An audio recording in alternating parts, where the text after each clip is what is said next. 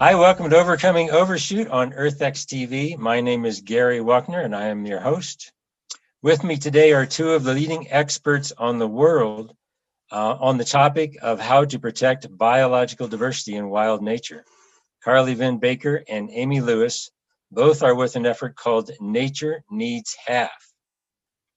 Carly is a conservation biologist in the public and private sector with years of experience in the US, South America, Asia, and Africa. She specializes in mapping and conserving landscapes and wildlife, and also in the overlapping effort to fight climate change. Hi, Carly. Hi, Gary. Thanks for having me. Amy is the president of policy and communications at the Wild Foundation and is helping to lead the program outreach and policy work for Nature Needs Half. Hi, Amy. Hi, Gary. I'm excited to be here. Thanks for having me. Nature Needs Half describes itself as an international community of people getting real about saving nature, with the mission to protect and interconnect 50% of Earth by 2030 for the benefit of all life. So I'm going to start us out here, maybe just a little bit of a buzzkill. We're just constantly overwhelmed with articles and scientific reports about how wild nature and biodiversity are under attack. They're being obliterated across the planet. There was just an article came out in The Guardian a couple weeks ago that said 1/5 of the countries on the planet are at risk of ecosystem collapse.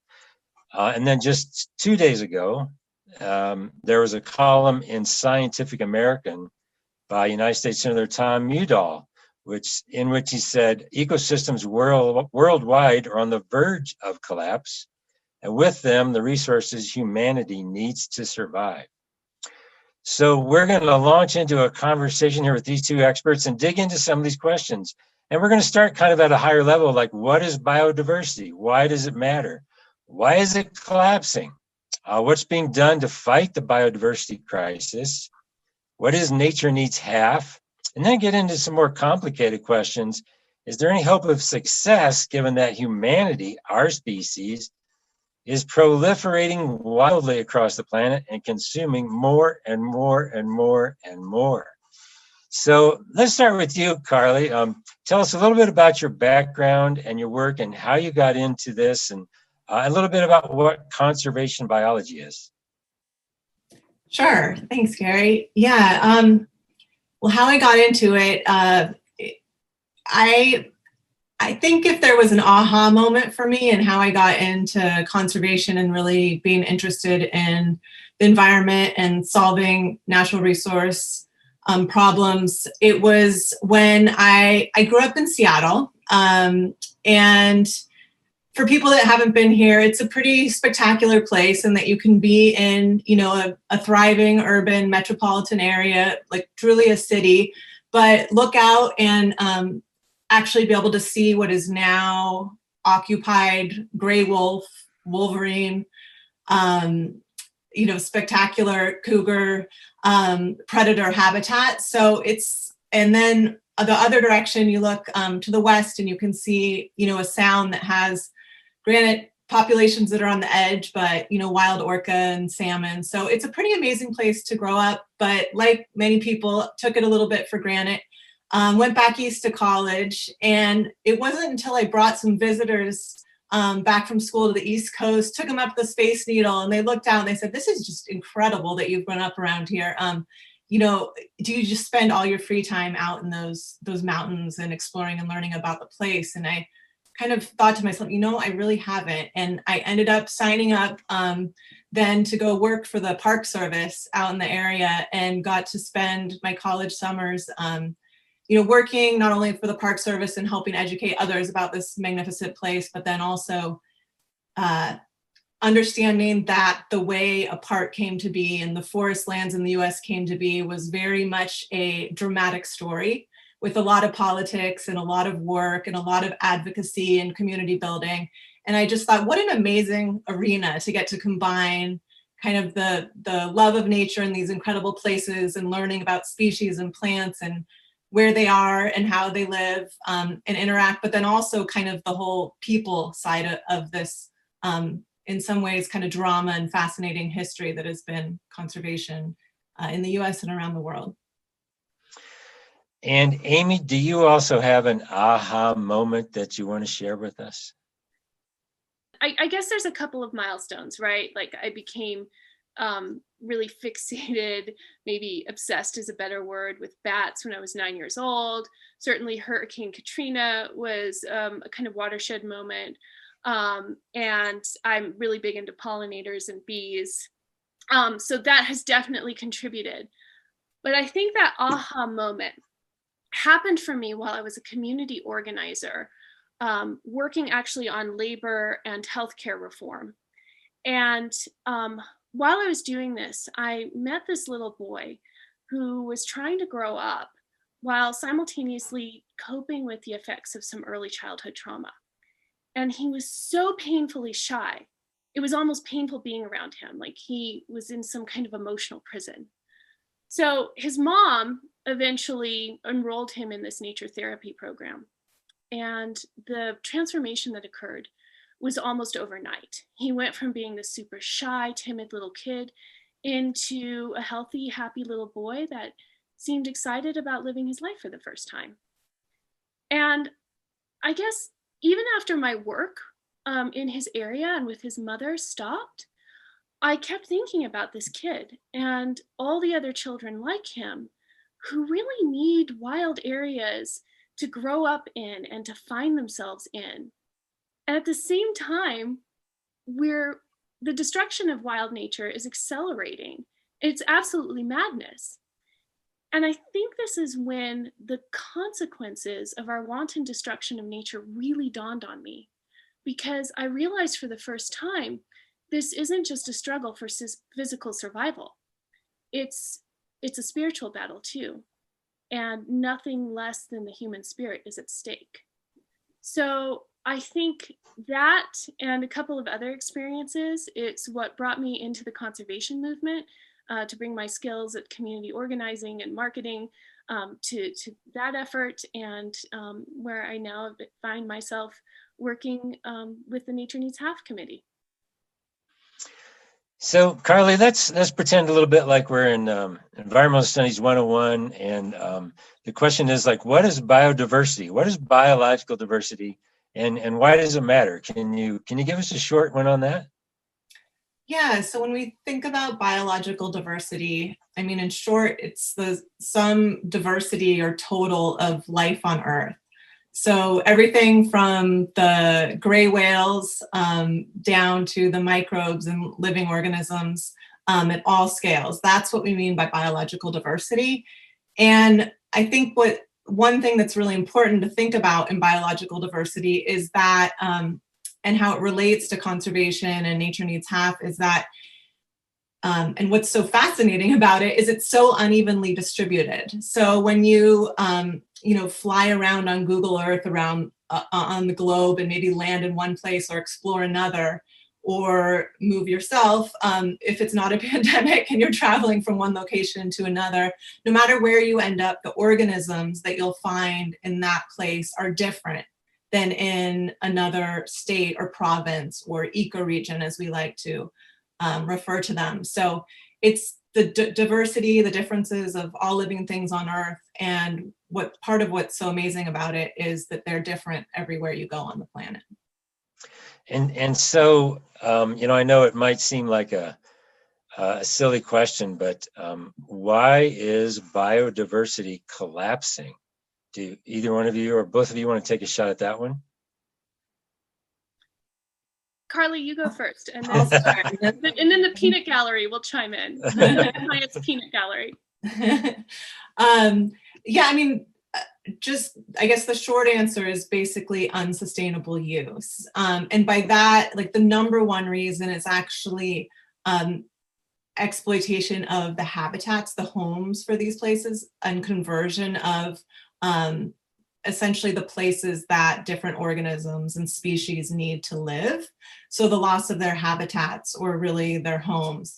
And then also there are other drivers like direct overexploitation, overhunting, and then other pressures that we hear about like climate change, which are forcing them to adapt or to a change in a way that is just not possible for them to keep up with. So essentially, the way that we are using the natural lands and waters and its resources and the species themselves directly is unsustainable, meaning we're using them at a faster rate than they can replenish themselves. And on our show, we call that Overshoot, which is, kind of a common term, and there's organizations that deal with Overshoot. Amy, do you have anything you want to add about, from a little bit, I guess you're a little bit more of the policy program, social, cultural perspective, in terms of, why biodiversity is collapsing? Yeah. So I really attribute it to a lack of imagination. I think that if there's one thing that I've observed in 2020 is that there's an all-out offensive against diversity in general, biodiversity and cultural diversity.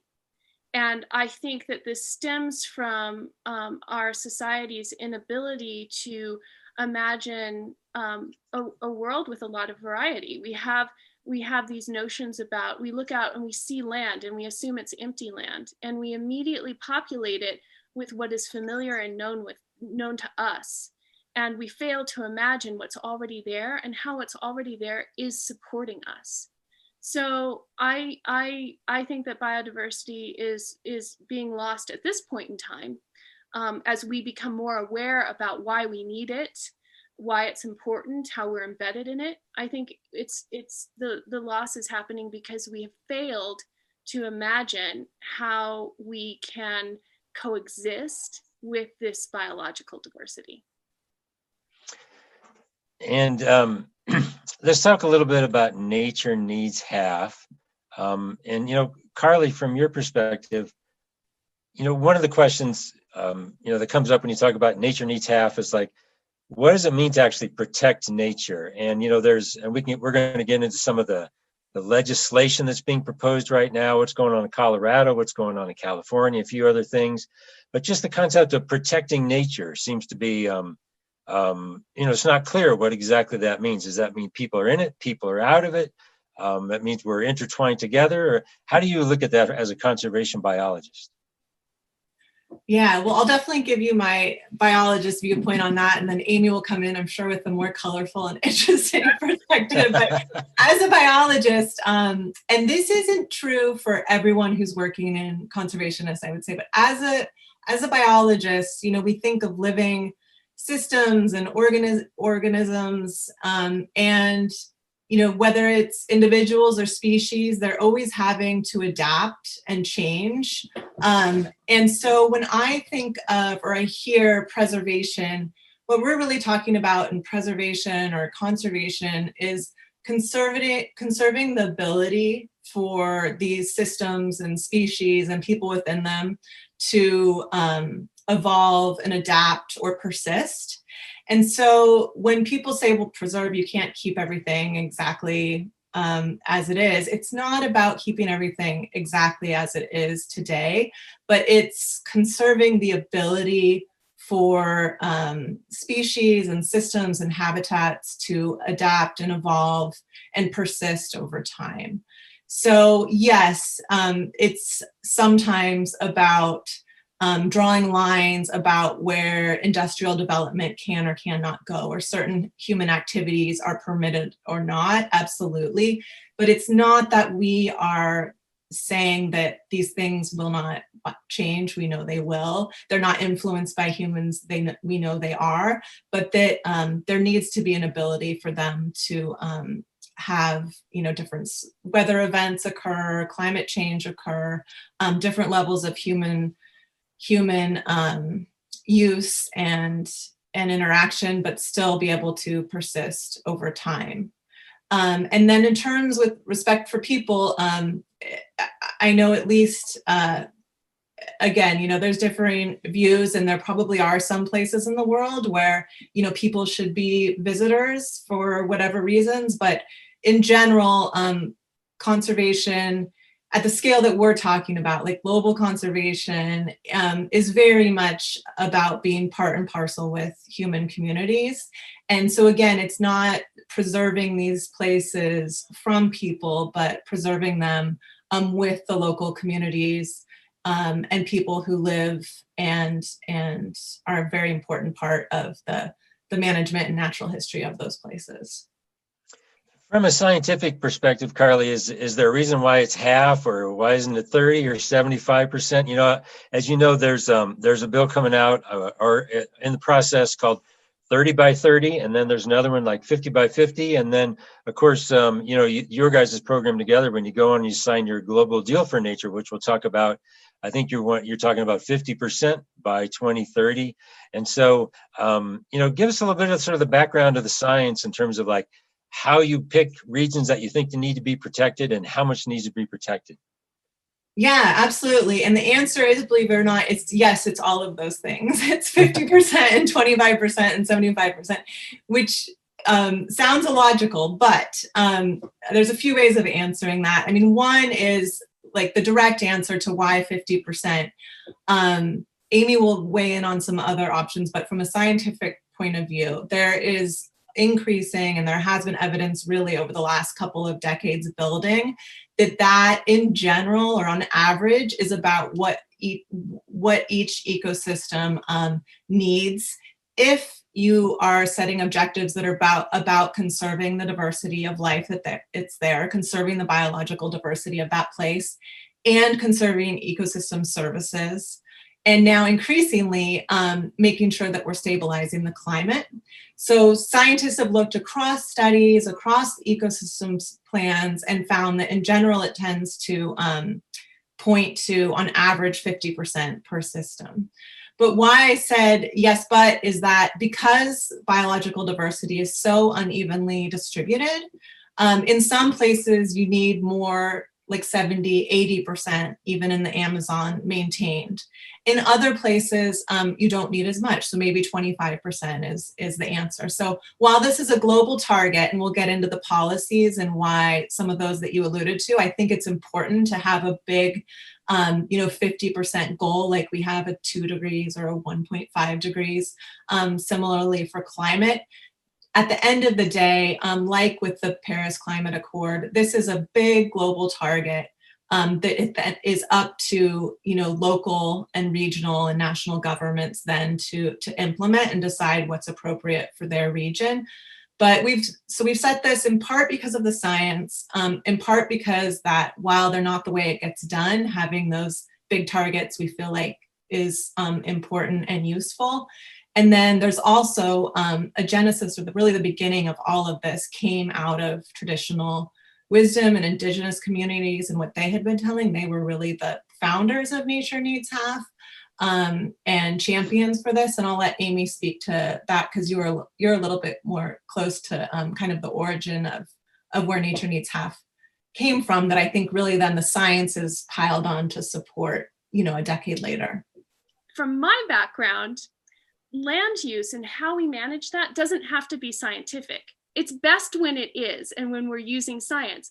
But so many policy decisions are made without science that on how to use the land, that there's this kind of recognition in political science that land management doesn't have to be scientific, but it will always be political, because there will always be people's interests at play. And when the definition of politics is essentially who gets what, when, where, and why. So who gets to use the land, who's on it, who's benefiting, how we're using it, all of these are political decisions that I truly believe must be informed by science and also by principles and ethics.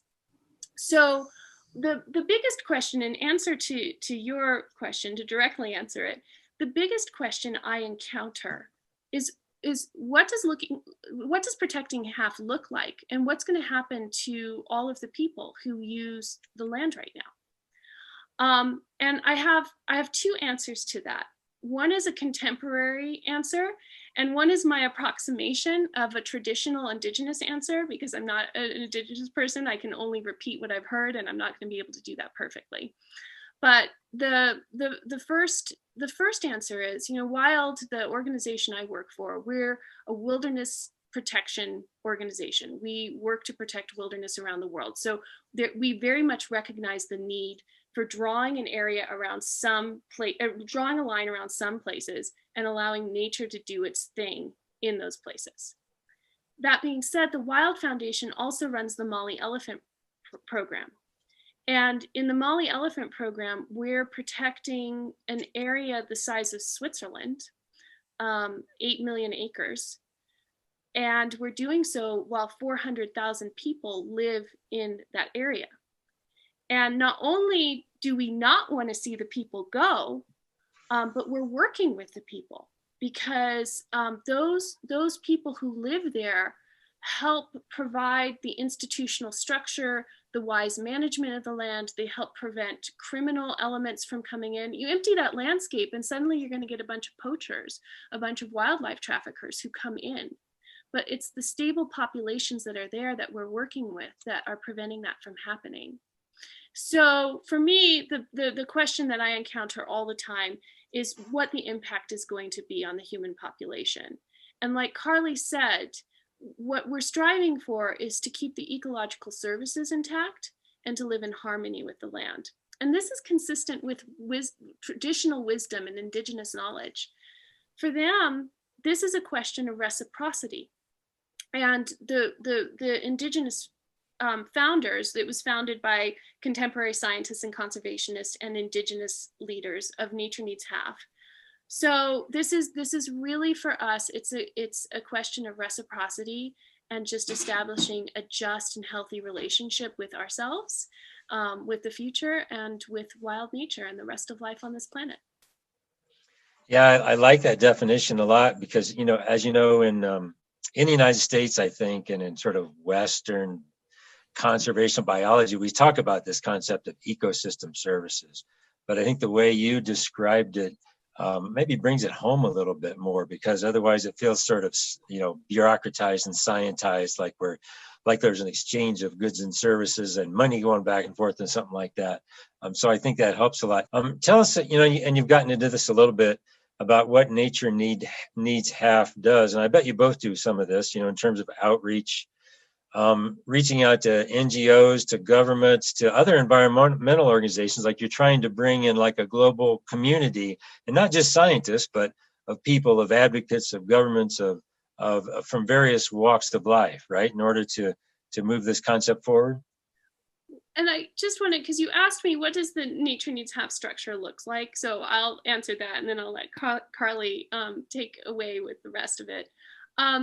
Nature Needs Half was deliberately set up as an open architecture movement. The founders pride themselves on not having an organization, but having a number of groups that endorse the idea and that participate in influencing it, because we very much wanted the idea to be embedded in organizations and businesses and governments around the world. We didn't want to be proprietary about it. And we felt that this open architecture approach would be a better way of doing that, instead of saying, oh, we're the Nature Needs Half organization. So that allows us to accomplish that while simultaneously creating somewhat of an orthodox structure, but one that facilitates, I think, the rapid spread of this idea versus just keeping it contained in one organization.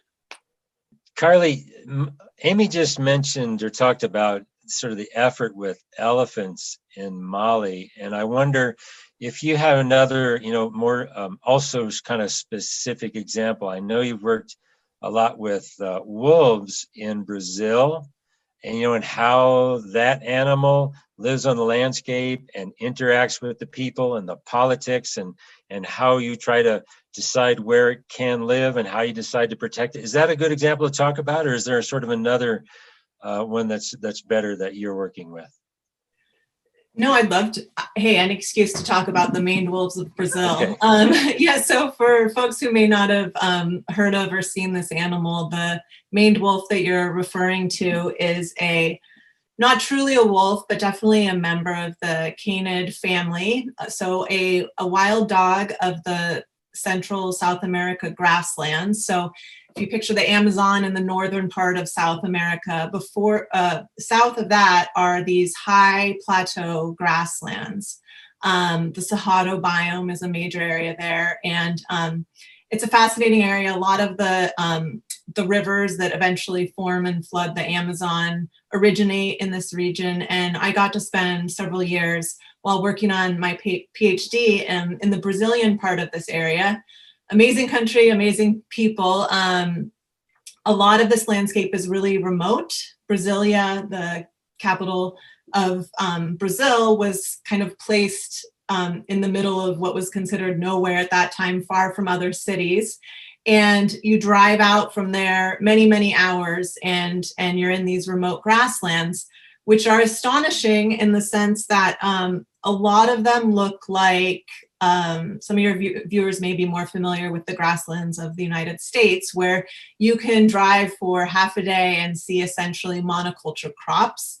And some of this region, again, just directly bordering the Amazon, looks like that, actually. You'll drive through hours of soybeans or sugarcane crops, mixed with ranch land and a few national parks and a lot of large private farms, which are mandated by the federal government of Brazil to, depending on the state, actually have their own set aside. So on private lands, they have to leave 30 or 40, or in other states near the Amazon, 80% actually of their farm as intact habitat.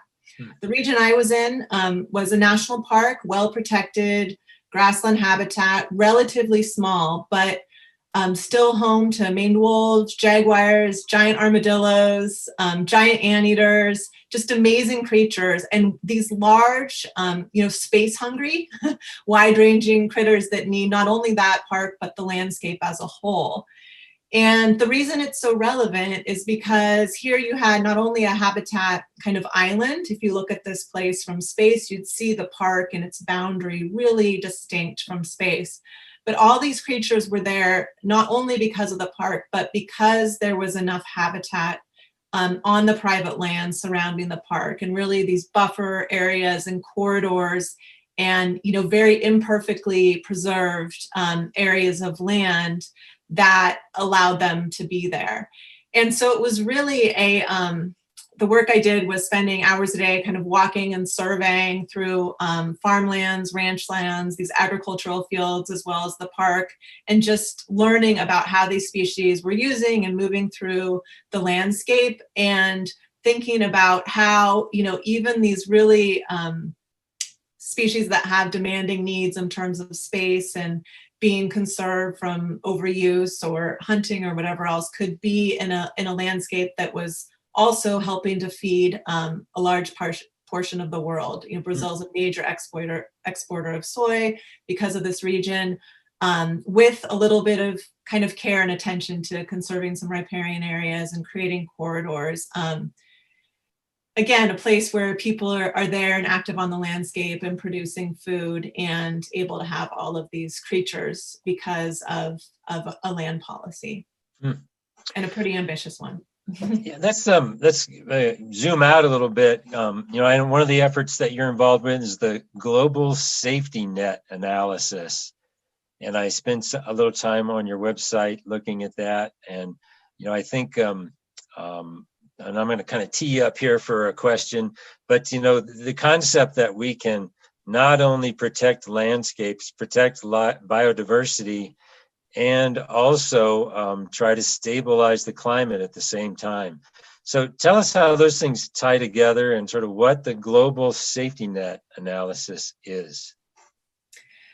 Yeah, so the global safety net analysis was really a first attempt at, what do you guys mean in terms of where are you talking about nature needs half? And it's not the way, but it's a way to achieve that. And I don't know why. I think it's our training as scientists, but often I think we're trained to be reductionist and to ask for, or you probably learn with your big game management, but it's like, what are minimal viable populations, or what is the least amount of habitat that we can conserve in order to maintain X, Y, or Z? And with Nature Needs Half and sort of a transition towards more ambitious targets, I think part of what we had to do was convince first our own community of conservationists and scientists, like, that this is even possible. People are so used to, right now, 15% of the terrestrial realm is our what we have kind of in reserves and protected areas. And so they're so used to these smaller kind of goals and targets. And so part of what we needed to do is say, like, look, it is possible. Actually, here's what remains. And so we wanted to map what turned out to be about 50% of the Earth's remaining terrestrial habitat that's either intact or semi-degraded, meaning restoration's, very feasible there. So part of it was looking at where can you achieve this? Can you achieve it? Where can you achieve it? And so we brought together all the information from various organizations and research papers that had said, like, here are the areas that you need to conserve the diversity of life on Earth. Here are the world's remaining intact and wilderness areas. And we pulled these all together into a global map for the terrestrial areas of the Earth so that we could show, okay, here enough habitat does remain. Here's how you'd protect the diversity and abundance of life on Earth. And then for those of us that spend time thinking about these biological diversity, we're not surprised to learn that the overlap of when you look at, for example, maps of total carbon biomass, so places in the Earth that are really good at storing carbon, which is important for climate stabilization. The overlap is so strong of where you conserve biological diversity and where you would want to conserve or manage land for climate stabilization. That overlap is so strong because this diversity matters. The complexity and intricacies of forests and below ground soils and everything, where those places harbor a lot of life, they also are really good at storing carbon. So this paper, one, was an attempt to show Nature Needs Half is feasible. There's enough remaining habitat there. Two, to show where it might be done and how it could be done in terms of important places for conserving life. And then to tie that to climate stabilization and show that, in fact, in order to stabilize the climate, we need to conserve these areas. And in order to conserve these areas, we need to stabilize the climate. So, I brought this up at the beginning. Senate Resolution 32, which is kind of interesting. It talks about 30 by 30 and also 50 by 50. So saving 30% of the United States landscape and marine habitat by 2030 and 50%. It also brings up the 50% of the world by 50, which is just amazing. And then also here in Colorado, I live in Colorado, and I think you do too, Amy. They're just proposed a 30 by 30 concept, and then Governor Newsom in California just last week or 2 weeks ago came up with a 30 by 30 concept. And so, it's not just a scientific, esoteric phenomenon. There's actually a movement building to try to turn it into policy and make it happen. So kind of transition us and tell us a little bit more about that kind of stuff and, what's going on. Yeah, so I think we're beginning to see a sea change here. For 10 years now, we've been in the UN Decade on Biodiversity, which I'd like to talk about briefly later. And it's largely failed, largely because it did not succeed at one of its objectives of making the global public aware of the importance of and need for biodiversity. But now, in the last couple of years, and I think it's because we are beginning to really see the impacts of the climate crisis, that at least some leaders are becoming very aware of the need to preserve nature. And I absolutely applaud Senator Udall and Governor Newsom and the conservation community in Colorado for working on this. And I would like to just throw out one question too. And that is this, because I'm an ambitious woman, and I'm always love it when I see people in conservation be ambitious too. We right now have approximately, a little less, but approximately half of the planet still intact. In Colorado, we certainly have approximately half of our landscapes intact. And if we're shooting for 30% by 2030, my question is, why not, isn't it more feasible to do 50% by 2030? Simply because what's going to happen in those intervening 2 decades between 2030 and 2050? There's potentially going to be a lot of development. In fact, if you look at the trajectory, we're on track to add 25 million kilometers of road to the planet by 2050. That's enough road to go to the moon and back 32 times. We're also set to double the urban square footage on the planet.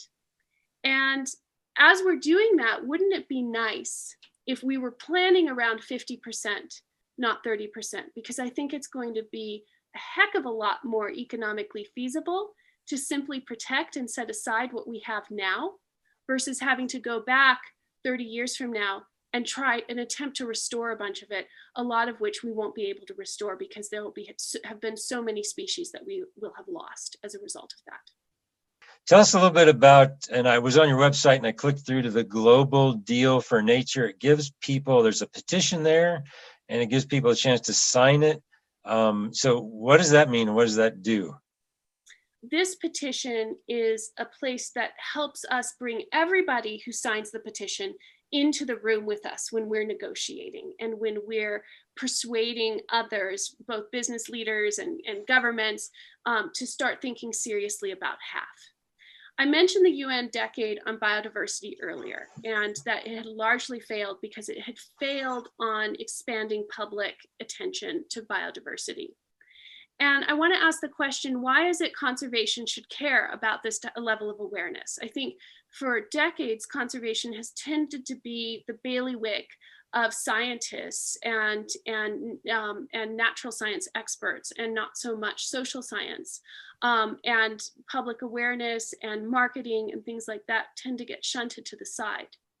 But here's the deal. In political science, we know that the scope of the audience determines the outcome of the conflict.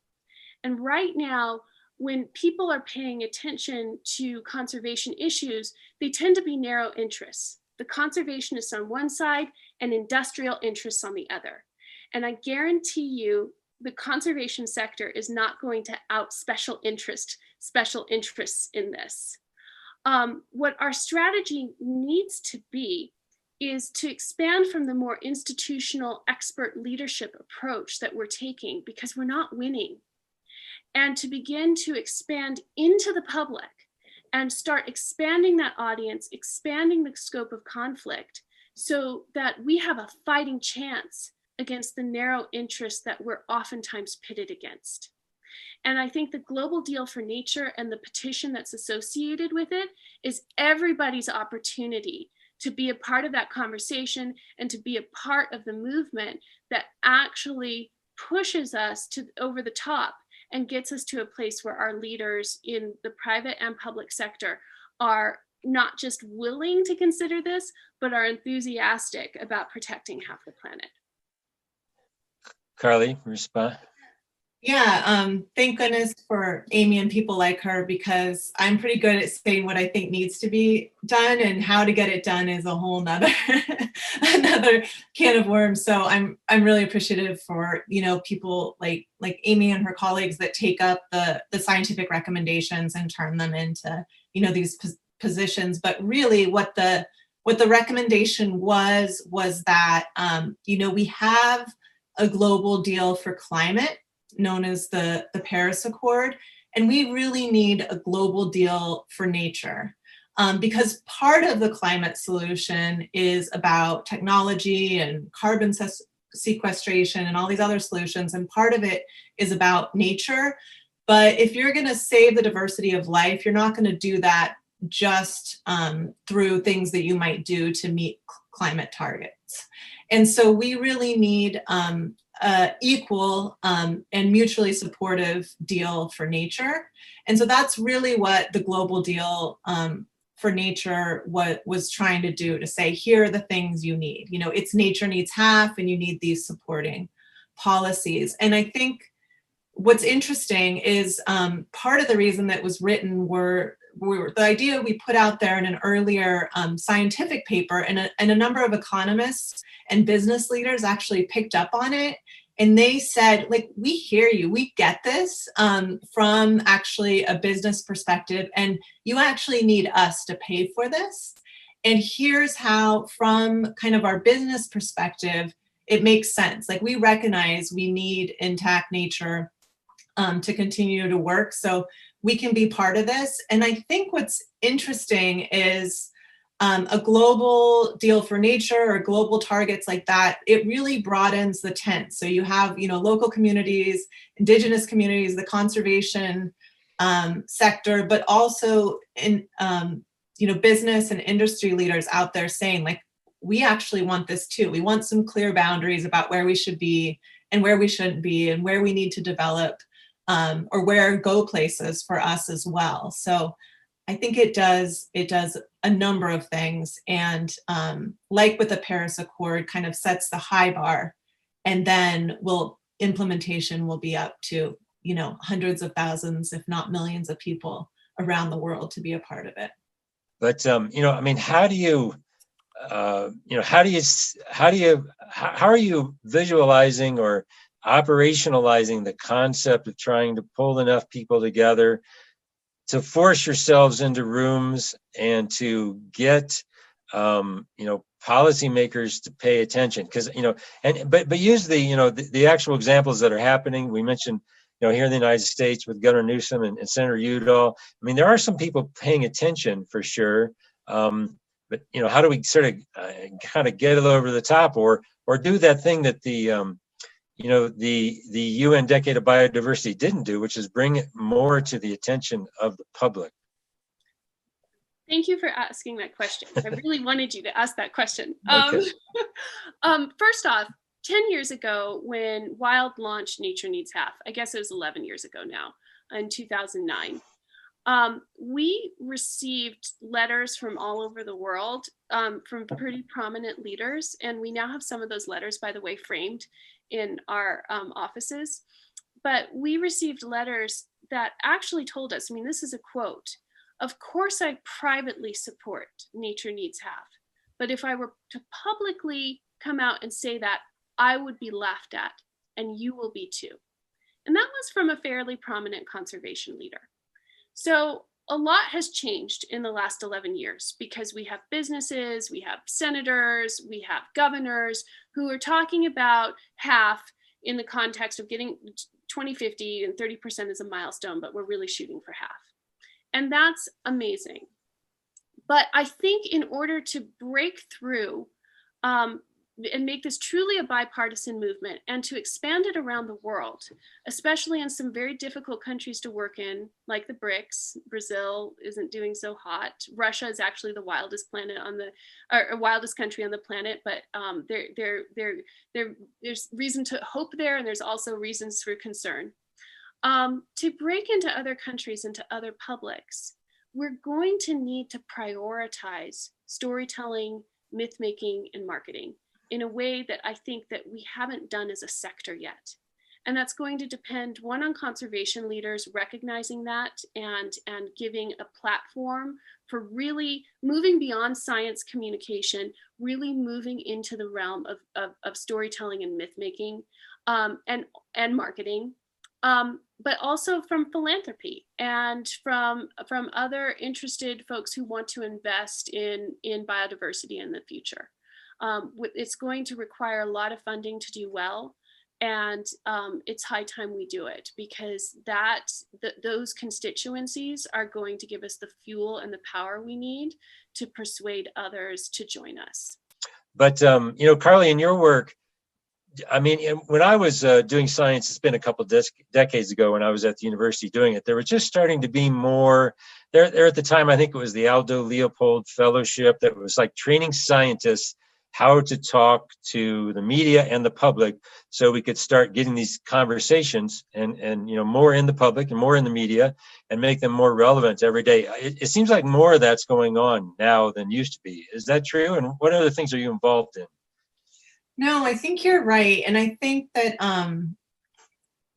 you're also right in terms of the point of needing to speak to policymakers, but also communities, and help them tell their stories and tell each other's stories. I think very directly related to getting to half or more protected. Right now, if we're at 15% globally, I think we can maybe get to 30% with these policies and kind of arm twisting of governments, or different countries realizing like the opportunity that they have and why it makes sense in doing kind of national designations. But I think the next 20 or more percent that's really needed is going to be that very roll up your sleeves, work with the communities, get out the maps, figure out how and where we're going to do this type work. And I think that communities telling each other their stories about how this is happening and why it's happening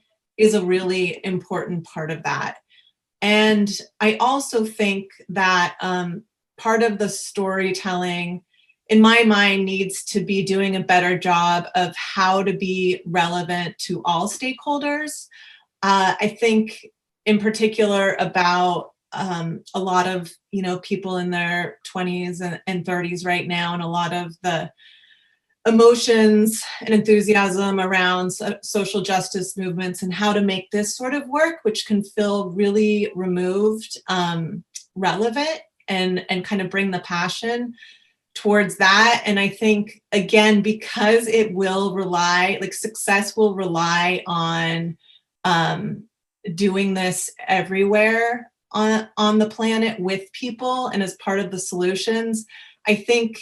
And it can mean a lot of positive outcomes for groups that will otherwise be further disadvantaged or further harmed by changing climate and severe weather events, or loss of clean air and water.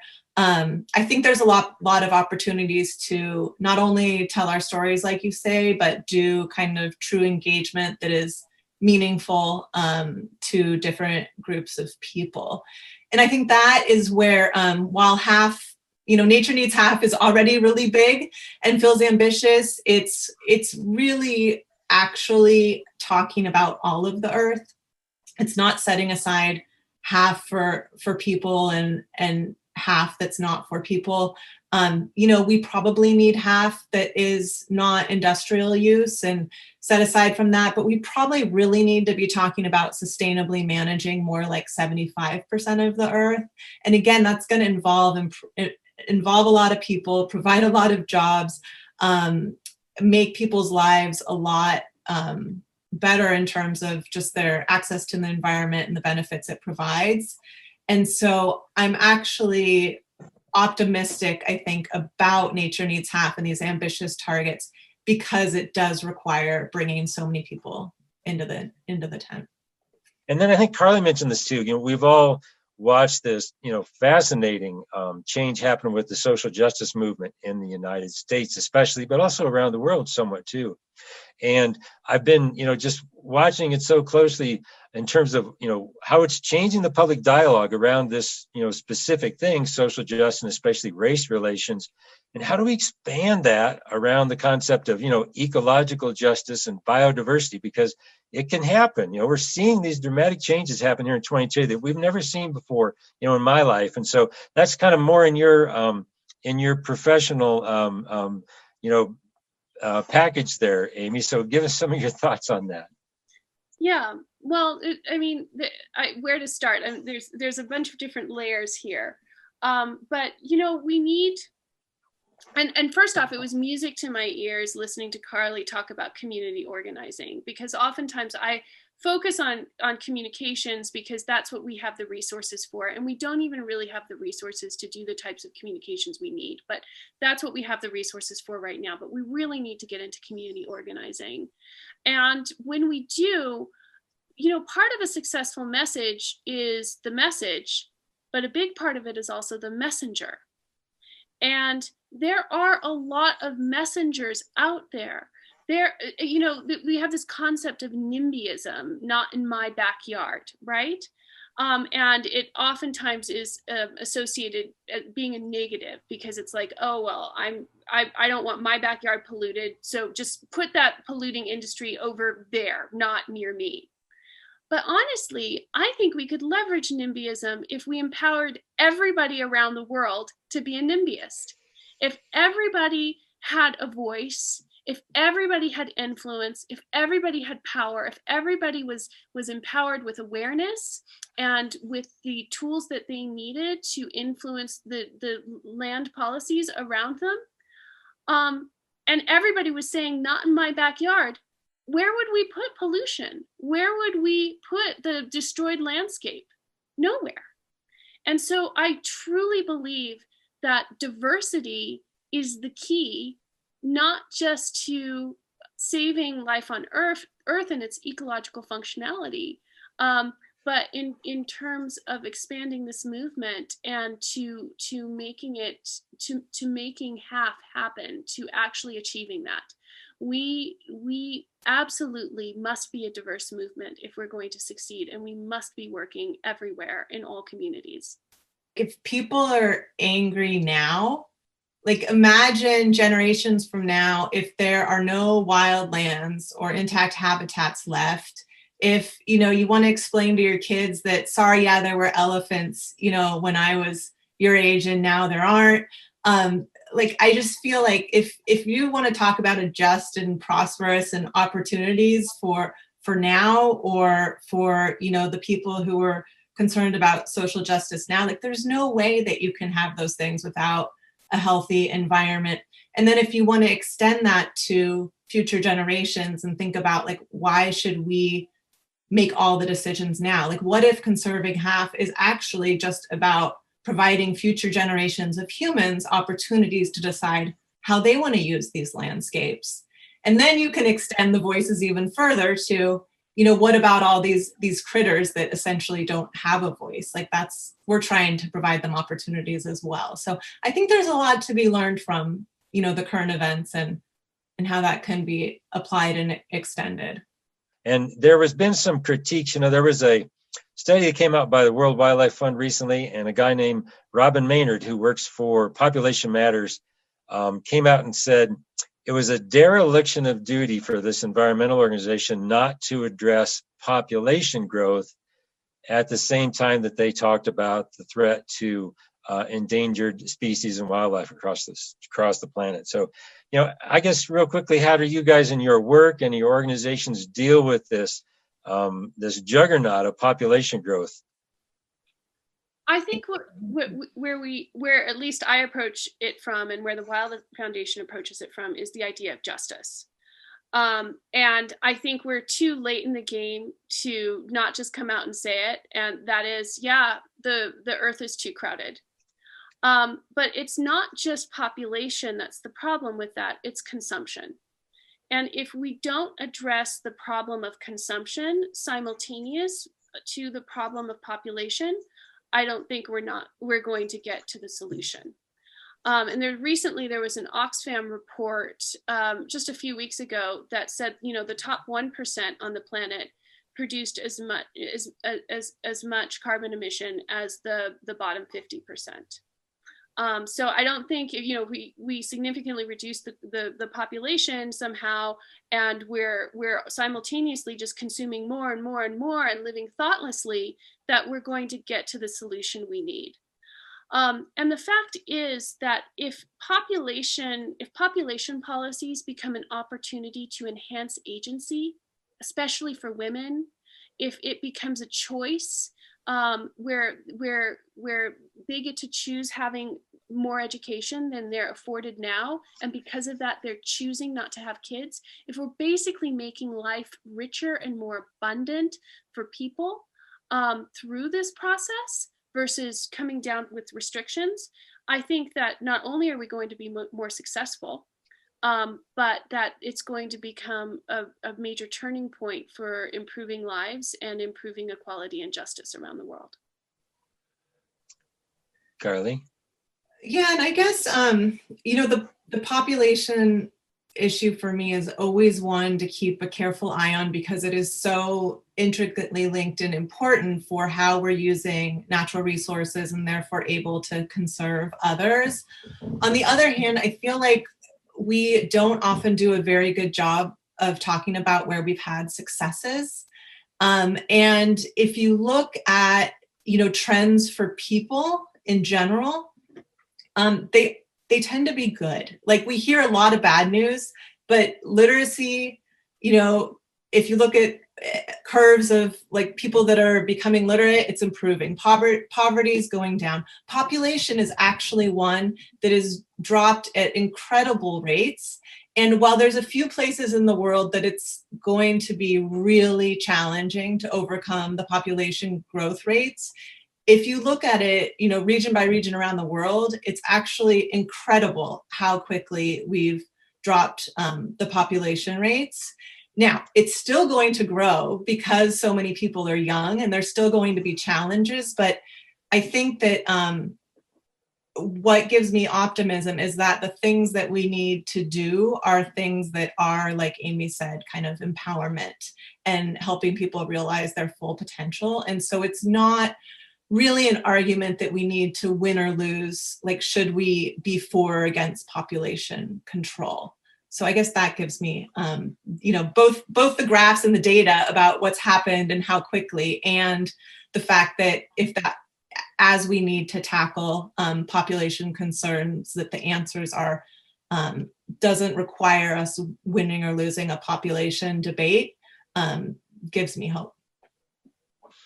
We call this we call this show Overcoming Overshoot, and one of the things we try to wrap up with are some concepts and ideas and maybe some pep talks about overcoming the problems. I think both of you are working on how to overcome overshoot and how to get at this issue of 30 by 30 or 50 by 50. But do you have any sort of closing thoughts about how to inspire more people to be involved, how to inspire young people, especially, kind of what I was sort of, inkling at a little earlier. We've just seen this profound movement around social justice in our society. Like, how do we get people that excited about, saving nature too? So, go ahead and tell me how you're going to do this for us. I think a great reason for optimism is because despite, so I mentioned all the trajectories that are really good for people. If you look at the graphs and curves for nature, it's the opposite, right? So there's a lot of reason you mentioned all the articles that are bad.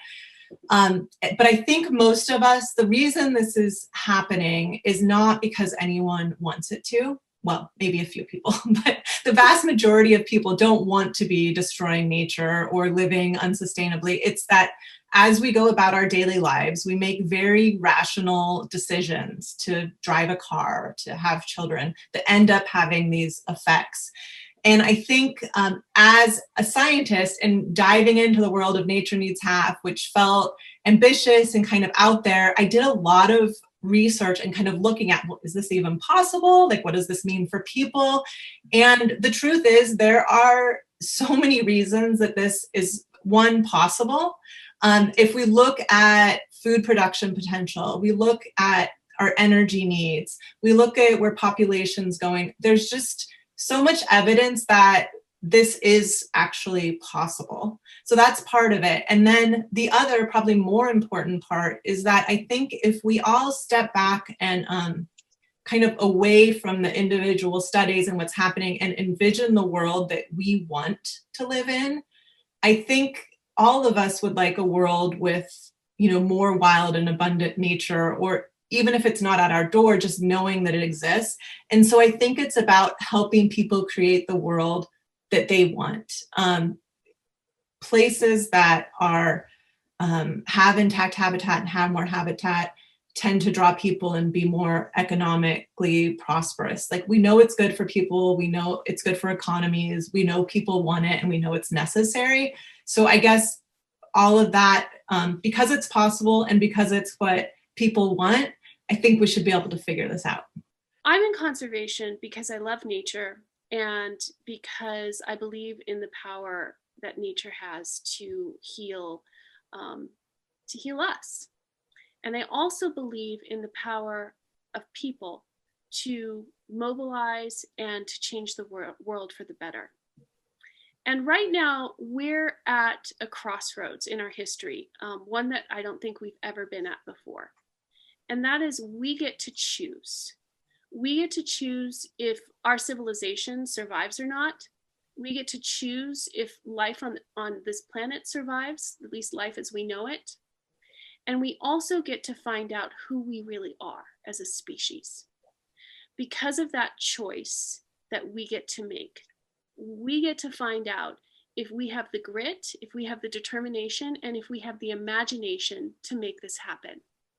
I believe we do. And I believe that if people are empowered with the knowledge that this is a choice they have now, and that it's something that we all get to influence and all get to participate in essentially deciding the identity of the human species and the survival of life on Earth, I think that's going to really excite them. And I know I'm excited to be in this movement, and I hope that others become excited too and join us here. I want to thank Amy Lewis and Carly Vynne Baker for both being on the show today. Two of the world's leading experts in protecting biodiversity and wild nature and trying to save this planet. Again, my name is Gary Wockner. I'm the host of Overcoming Overshoot, and you are watching EarthX TV.